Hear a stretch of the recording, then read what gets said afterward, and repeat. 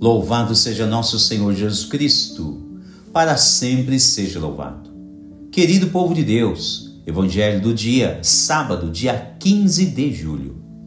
O Senhor esteja convosco, Ele está no meio de nós. Proclamação do Evangelho de Jesus Cristo segundo Mateus. Glória a vós, Senhor. Naquele tempo, disse Jesus a seus discípulos: o discípulo não está acima do mestre, nem o servo acima do seu senhor. Para o discípulo, basta ser como seu mestre, e para o servo, ser como seu senhor. Se ao dono da casa eles chamaram de Beelzebul, quanto mais aos seus familiares. Não tenhais medo deles, pois nada há de encoberto que não seja revelado, e nada há de escondido que não seja conhecido. O que vos digo na escuridão, dizei-o à luz do dia. O que escutais ao pé do ouvido, proclamai-o sobre os telhados. Não tenhais medo daqueles que matam o corpo, mas não podem matar a alma. Pelo contrário, temei aquele que pode destruir a alma e o corpo no inferno.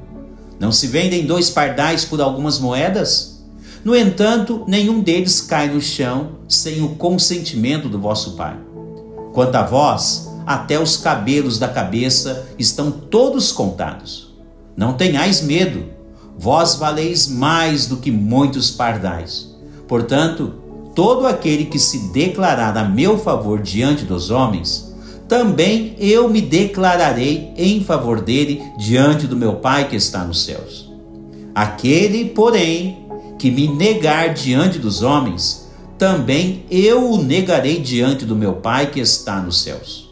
Palavra da salvação, glória a vós, Senhor. Querido povo de Deus, hoje notamos mais um desfecho em outra geração dos filhos de Abraão, conforme lemos na primeira leitura. Fala-se da morte de Isaque, filho de Abraão. Também fala da morte de Jacó, filho de Isaque, e José, que agora está por encerrar a sua missão. Trata-se de um ciclo inicial da descendência abraâmica. E vale a pena lembrar que Deus prometeu descendência longa e bênção a toda a casa de Abraão. A plenitude desta bênção, nós bem sabemos, será doada por Deus a partir da encarnação do Verbo de Deus. Notem ainda que a leitura faz questão de ressaltar o mesmo local do sepultamento deste ciclo inicial de Abraão. Providencialmente, para enfatizar a unidade e mesma conduta entre os clãs de cada descendência.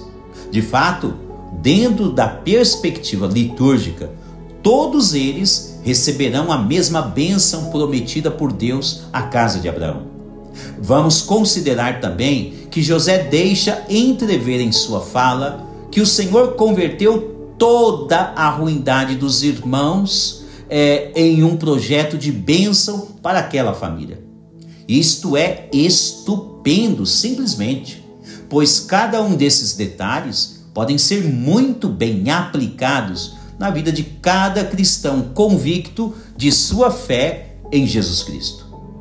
Dentro de um projeto moral familiar, por vezes, nem todos os membros de cada família se empenham no mesmo roteiro de amor, de honradez, de justiça, que deveria perseverar em todas as famílias.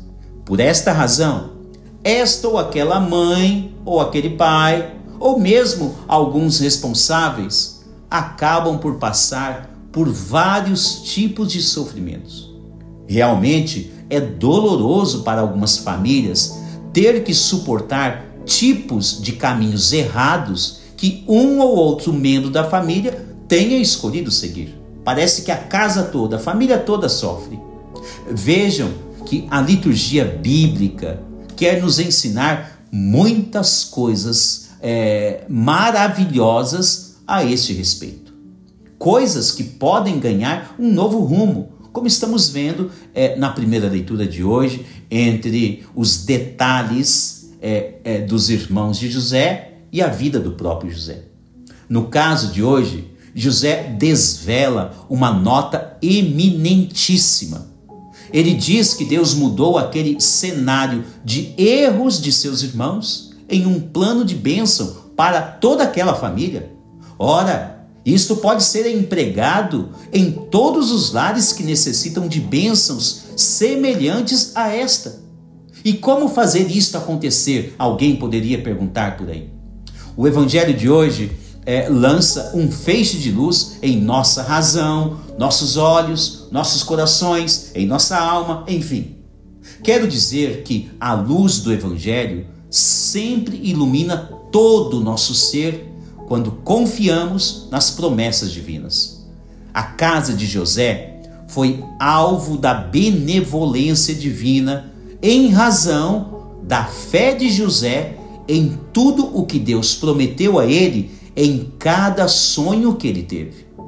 Confira, se você quiser, a história completa de José a partir do livro do Gênesis, capítulo 37. A confiança de José foi essencial.